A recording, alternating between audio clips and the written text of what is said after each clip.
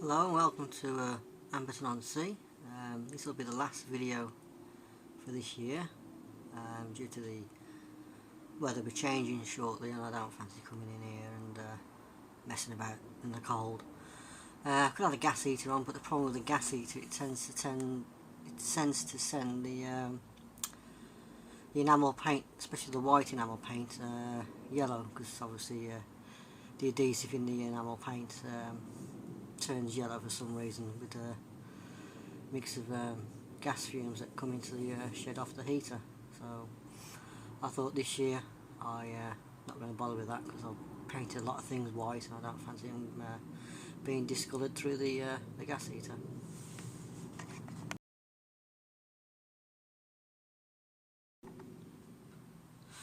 So as you can see, I've been busy on the town scene. I've been doing the BRS depot. I'll show you that in a moment. And also, you might be able to see on your screen the signal gantry, which is a scratch built gantry I made out of plastic card and other bits and pieces that were lying around. It's out of the evergreen strip stuff. Took me about a week to build, and it hasn't come out too bad. I mean, I've put all the signals in the way that I think are okay on distance wise. That's why there's only one signal gantry. If I put two, I don't think it'll look quite right.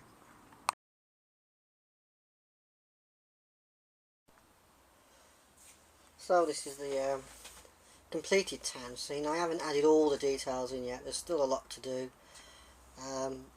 But generally, what you see is it really.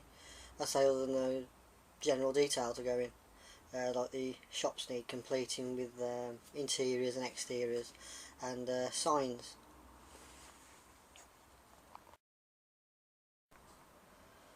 That's the signal gantry. That's it this side, and as we come round, that's it that side. Yeah, it took me a week to build. Quite the fiddly thing to do. I managed to get the wood effect on the planking on top of the gantry. The signals themselves are from old ratio kits I had lying around, and dismantled some of the other signals. But other than that, everything else is scratch built. And this is the BRS depot. Looks like they've just had delivery of a new ERF LV range in red, and they've got an Albion in front, put in a customer's colours, and obviously the red BRS truck. Also, there's a looks like a new Ford D series. I actually took my test in one of those, so give me age away a bit there, many moons ago. And that's another ERF LV, which is I've weathered that one up. The Scamel Handyman, I've only just had that today. I'll weather that up, as well as the trailer, and as well as the new BRS ERF with the new logo on.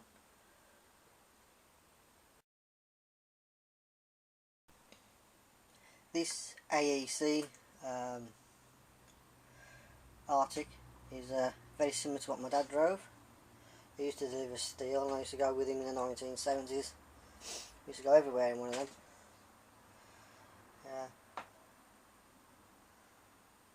And I've managed to start putting some road scenes in, some road signs I should say.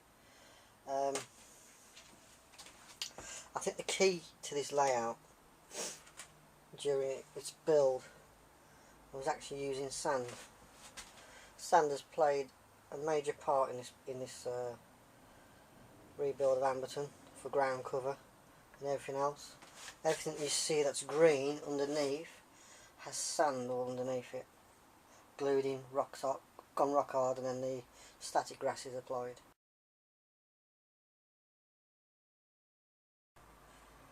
There you can see the sand I've used for the track leading past the blacksmiths that goes all the way down to the bottom.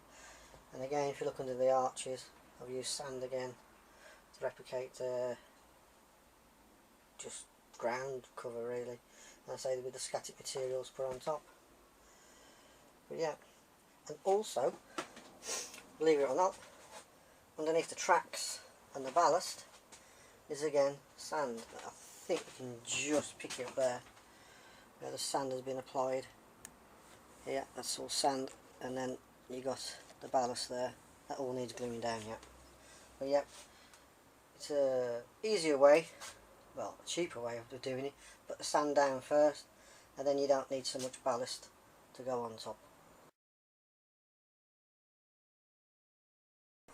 So as you see here, underneath that track there, that is all sand. And again, that is all used throughout the layout, even around here. And so yeah, it wasn't just sand on the beach, it was sand everywhere. I used it absolutely everywhere. And I think it's a great material to use. And it's a natural resource as well, so I think it's played a major part in the rebuild of Amberton. So all I did all the mod rock as you'd expect, painted it and then sprinkled sand on it on top of the PVA and the wet plaster cloth. Just leave it to go rock hard, and then I just put the static grass and everything else on top.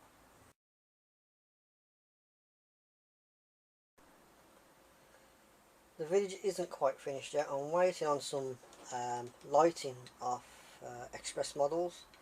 I've ordered some nice lamps off them for the street, but unfortunately they're on back order and I've been waiting 2 months already, so I probably need to give them a ring to see how far away that's going to be. But I'll only do bits and pieces over the winter.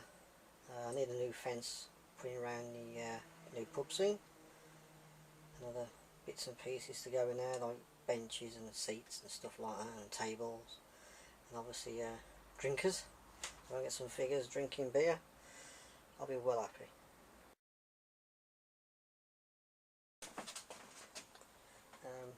The back of the houses aren't yet complete. Looks like a lady there's having a bit of an argument with the milkman, and there's a young girl holding a baby, so I'll let you all decide on that one. And the postman looks a bit shifty, doesn't he? So I take it he's not going to get involved, especially with wheeling a brolly. Well, it's little things like that make a layout come to life, doesn't it? And you've got the mechanics down there. If we just zoom out, there's no, come on, focus. Having a look at the oil, having a look at the diesel spillage. And the guy there fitting his, having a look at the wheel. It's just little things I put in. I painted the gates red to replicate a BRS depot.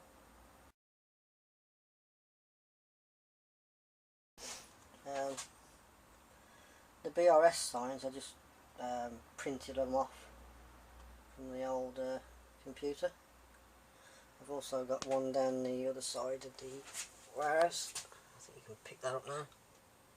You see it. They're quite easy to do, aren't they? But yeah, still lots to do, but I'll just do bits and pieces over the winter. Nothing serious.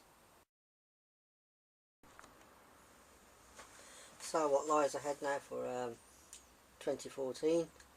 Crikey, near a year gone already, isn't it? Will be the laying the tracks down for the fiddle yard, putting the points in and that, and connecting it all up to the DCC ECOS system. That I've got a radio control handheld thing for that. Although the ECOS is far superior to what the layout actually is, it was the radio control thing that threw me for having it. So, especially with having the outside section, it'll be a godsend really, especially when filming and running trains and that.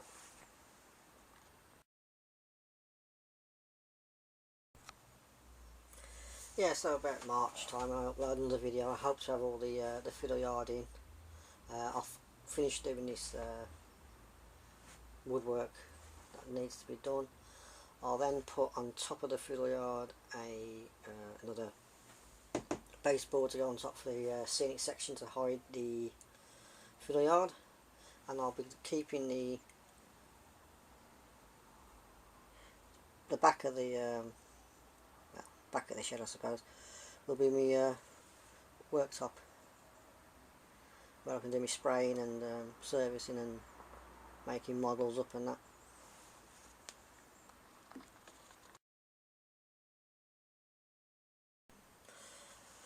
I've not quite decided about what sort of scenic thing is going to hide the fiddle yard yet, but I'm working on a few things at the moment in my head and on paper to try and see what would look a little bit different to what everybody else is. It's not going to be a locomotive depot or anything like that. I just think everybody does that sort of thing, so try and steer clear. I think that was the general idea of the rebuild of Amberton, was try and steer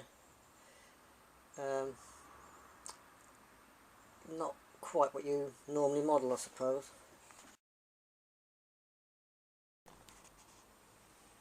Just after Amberton was photographed for the Model Rail magazine, I thought, well, I'd like to do a complete change. I don't think I've done too bad. It's a hell of a lot different to what the layout looked like this time last year. But yeah, I mean, basically it's just a double track main line running around the shed outside and returns back in again. I mean, that's basically all. This is a basic track plan, and just goes to show what you can do with just a basic track plan. You don't have to have points and that all over the place, and it's just what you can achieve just by doing something basic.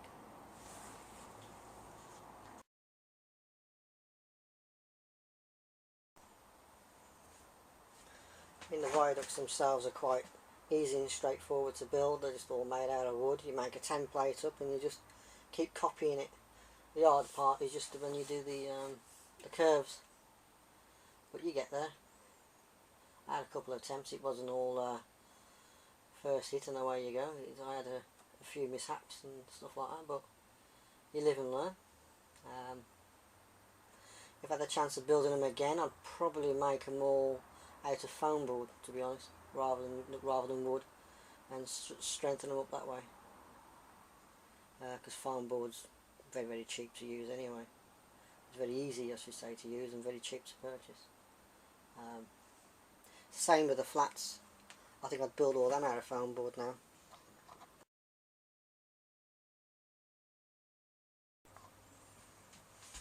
Yeah, so realistically all that needs doing now is the street lighting, and all the lamps all need connecting up. Nothing's actually fitted in yet, which is why they're all over the place. Once they're wired in, I'll seat them up so they're all standing straight, and connect it up to a DC power. I'll run 2 parallel wires all the way around, and that'll be for the street lighting and lighting in the houses.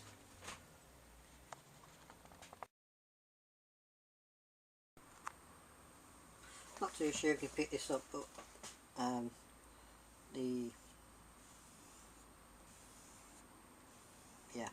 is made out of Das modelling clay. All the cobblestone is. Did it all by hand. I rolled it out flat, pressed it all into place, re-rolled it. It's fixed underneath with PVA glue. I then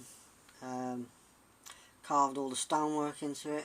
That took absolutely hours to do that, and then painted it, rubbed it all down using a sanding block, repainted it with a dirty wash and whatever, and some greys, and then resanded that back down, and then that is what I was left with.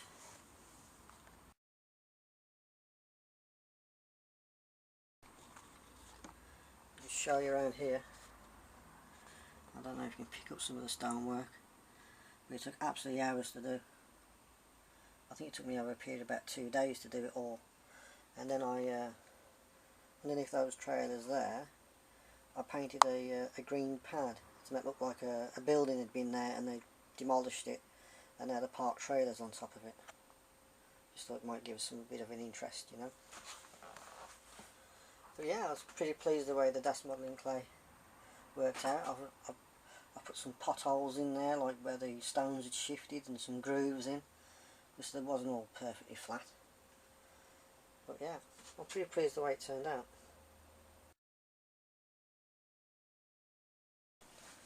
As regards to the figures, I'll try and put them in poses really, in situations that you've probably seen in everyday life back then. A little girl throwing a tantrum at her mum. An old lady waiting to cross the road. People on park benches. People look like they're shopping or waiting for a bus or waiting to use the telephone box.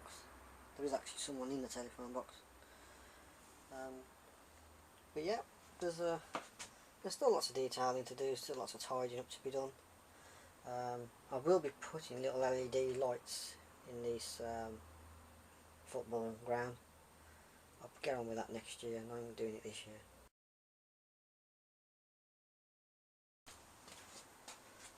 I put some of the road signs in, make it look a bit more realistic. I've also used a smaller model of a Mini there. It's probably about like 3mm scale, if you like. I just put it in a distance, make it look like it gives a bit of depth to the layout. I've added some signs and stuff. Not everything's finished. I say lighting needs to be done next, and then I'll get on with the fiddle yard. So, tell me what you think for this last update of 2013. Comments and that is all appreciated.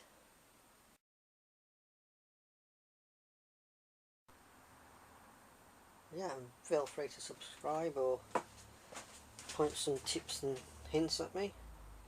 If you help anybody out with their sort of mother wow questions, don't hesitate to ask. I mean, I don't know everything, obviously, but this is just my take on double O gauge. It's not exactly peak Waterman's, but you know what I mean. It's probably the best of to my ability anyway at the moment. So I'd like to thank everybody that has subscribed and commented over the last 10 months on Amberton.